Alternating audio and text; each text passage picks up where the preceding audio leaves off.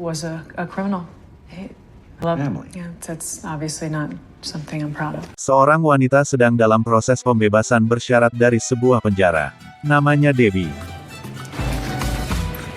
Simple life. I can go anywhere I want. Sesaat setelah keluar dari penjara, ia menuju ke toko kecantikan. Kemudian mengambil beberapa barang kosmetik, lalu pergi ke kasir dan mengatakan bahwa ia ingin mengembalikan barang yang sudah dibelinya kemarin. Hi, I'd like to return these. Oh, of course, these last week. Maybe you can try client services on this. Karena Debbie tidak membawa struk pembelian, petugas kasir pun menolak permintaan Debbie. Akhirnya dia keluar dari toko dengan membawa barang-barang yang diambil tadi. Tidak berhenti di situ, dia juga berhasil menipu resepsionis hotel. Saat itu dia mendengar pembicaraan resepsionis dan tamu hotel.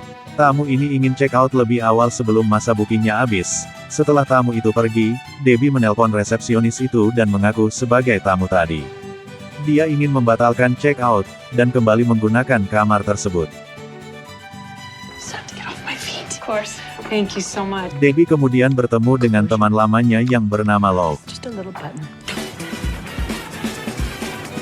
Then I thought 10 banks, and I realized Mereka berjalan-jalan hingga sampai ke sebuah museum yang berisikan perhiasan serta lukisan-lukisan yang sangat mahal. Debbie pun menceritakan rencananya yang telah ia pikirkan selama di penjara. Debbie mengatakan pada Lou, bahwa ia ingin mencuri kalung Toussaint seberat 6 pon. Kalung langka ini seharga $150 juta. Tapi sayangnya, kalung tersebut tidak pernah muncul selama 50 tahun. Kalung tersebut disimpan di brankas Galeri Cartier dengan penjagaan yang ketat. yeah, every step of the way. Oh, honey, is this a... Take a bite. Selanjutnya mereka menghadiri acara konferensi pers untuk pameran Met Gala mendatang. Yakni acara mengumpulkan dana untuk amal. Dan sebagai pembawa acaranya adalah Daphne Kluger.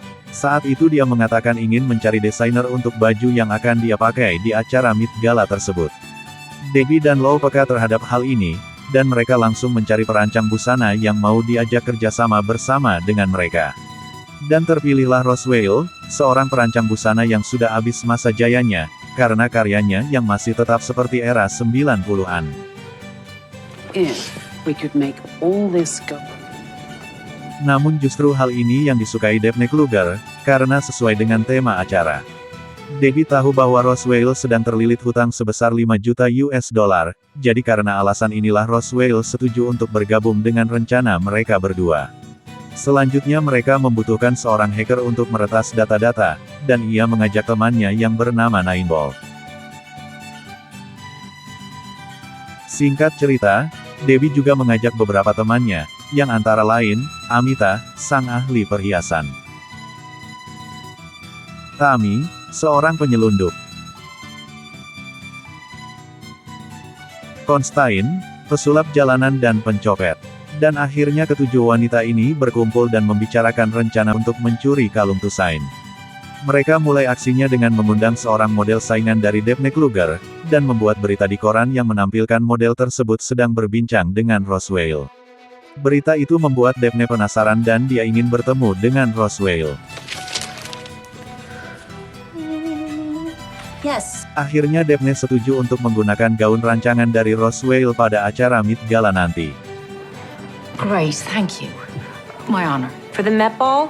Dilanjutkan dengan Ross dan Amita yang meminta izin ke Galeri Cartier untuk meminjam kalung Toussaint untuk dipakai oleh Daphne Kluger. Namun pihak galeri menolaknya. Roswell pun menjelaskan bahwa kalung tersebut sangat cocok dengan tema acara dan akan membuat nama Galeri Cartier menjadi terkenal. Dan akhirnya pihak galeri pun menyetujuinya, dan mereka dibawa untuk melihat kalung Toussaint tersebut. Ross pun langsung memakai kacamata, seolah akan mengamati kalung tersebut, yang sebenarnya adalah dia akan memindai kalung dengan kacamata itu, tapi sayangnya mereka kehilangan sinyal karena jauh di dalam tanah. Dengan alibi kurang pencahayaan, mereka pun membawa kalung ke atas, kacamata tersebut akan memindai kalung asli, lalu mengirimkan gambar itu ke mesin pencetak 3D untuk membuat kalung tiruan.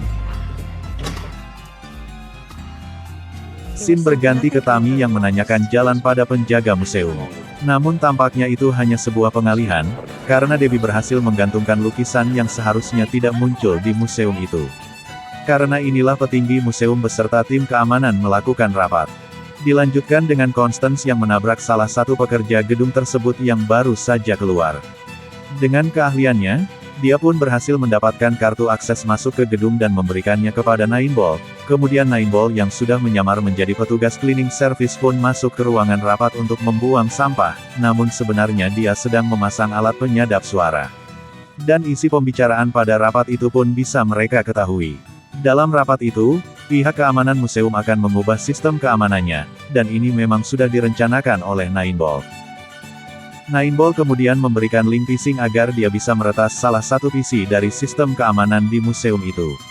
Nineball mengetahui kalau petugas itu menyukai peliharaan anjing dan dia mengirimkan link tersebut. Sang petugas kemudian masuk ke website jebakan itu dan akhirnya Nineball berhasil meretas sistem keamanan museum. Dia bisa merubah pandangan CCTV itu tanpa disadari oleh sistem keamanan, dan didapatlah titik buta di dekat kamar mandi, disitulah kalung itu akan dicuri. Sementara itu, Tammy sedang melamar pekerjaan di perusahaan event organizer pelaksanaan acara Met Gala tersebut. Mereka berencana memasukkan sesuatu kepada makanan Debbie Kluger, agar dia harus ke kamar mandi. Saat Tammy sedang bekerja untuk event organizer tersebut, dia melihat skema tempat duduk para artis dan tamu undangan. Disitulah mereka merekayasa agar Debbie bisa duduk bersebelahan dengan Cloud, seorang pemilik sebuah galeri seni. Debbie mengatakan, bahwa dulu Cloud adalah pacar dan partnernya, namun dia dijebak oleh Cloud untuk menjual barang selundupan kepada pemilik aslinya, karena barang ini sebelumnya dibeli dengan tanda tangan Debbie, maka dialah yang menjadi tersangka utama. Itulah alasan mengapa di awal scene film, Debbie sempat dipenjara. Dan saat ini, Debbie ingin membalas dendam pada Cloud. Saat semua rencana dianggap selesai, ternyata muncul masalah baru. Kalung Tusain ternyata hanya bisa dibuka dengan kunci magnet khusus yang dipegang oleh tim keamanan kalung ini. Nineball kemudian menghubungi adiknya untuk membantu membuat duplikat kunci tersebut.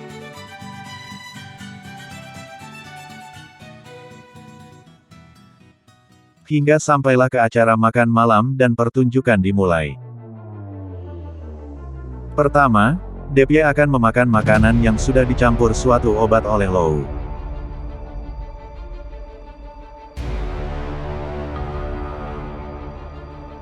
Constantine telah mengunci semua pintu toilet dan menyisakan satu ruang yang akan dipakai oleh Daphne ketika dia muntah.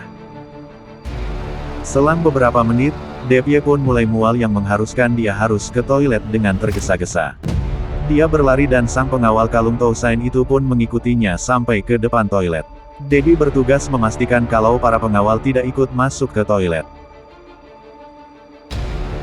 Kemudian Constantine muncul dan ingin membantu Daphne. Constantine mulai menunjukkan skillnya dan dia berhasil mengambil kalung tersebut dan langsung keluar dari toilet.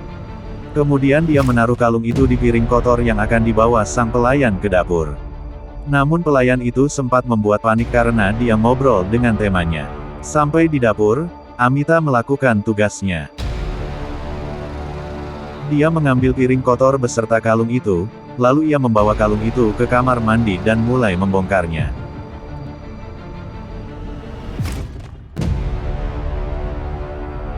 Daphne baru saja keluar dari toilet tanpa memakai kalung, dan tentu saja hal itu membuat para pengawal kaget dan mengecek ke dalam toilet, namun kalung itu tidak diketemukan. Kemudian mereka memberitahu kepada tim pengamanan bahwa kalung itu sudah hilang. Mereka pun melakukan penggeledahan ke seluruh bagian museum.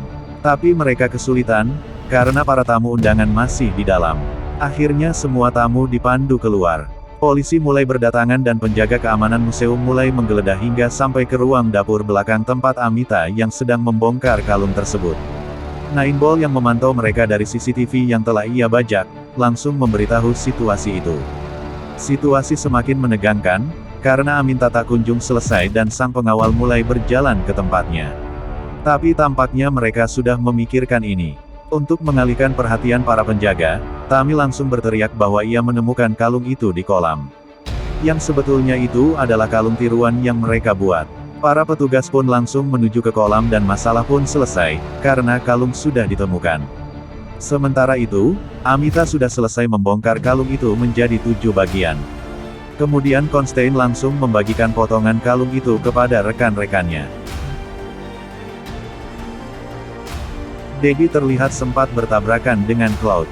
Kemudian mereka bertujuh pun keluar dengan memakai perhiasan dari bagian-bagian kalung Tusain. Pesta pun telah usai, dan waktunya untuk mengembalikan kalung Tusain itu kembali ke dalam berangkasnya.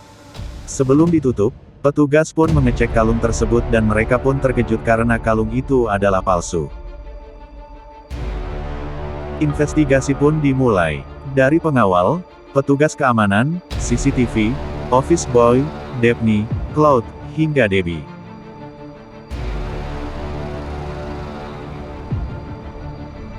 Scene beralih ke markas Ocean 8. Tiba-tiba Daphne masuk ke sana yang membuat mereka semua kaget. Ternyata Daphne Kluger adalah anggota ke-8. Debbie pun sadar bahwa Daphne bukan orang bodoh, Daphne tahu apa yang mereka rencanakan. Mulai dari Ross yang merekam kalung itu saat mencobakan pada Daphne, Constantine yang mengambil kalung itu, hingga Tammy yang berpura-pura menemukan kalung tersebut. Daphne juga mengatakan, bahwa ia ingat wajah Debbie pada saat keluar dari kamar mandi. Jadi hasil dari aksi ini pun akan dibagi 8.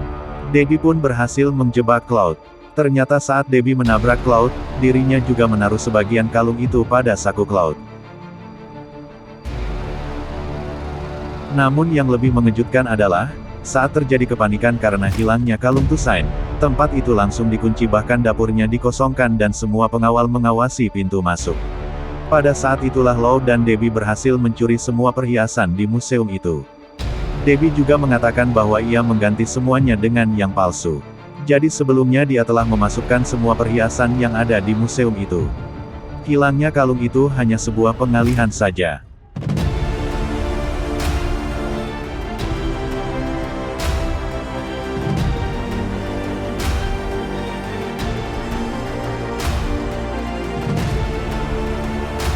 Kemudian mereka pun berpisah dan kembali menjalani kehidupan masing-masing. Dan film pun berakhir.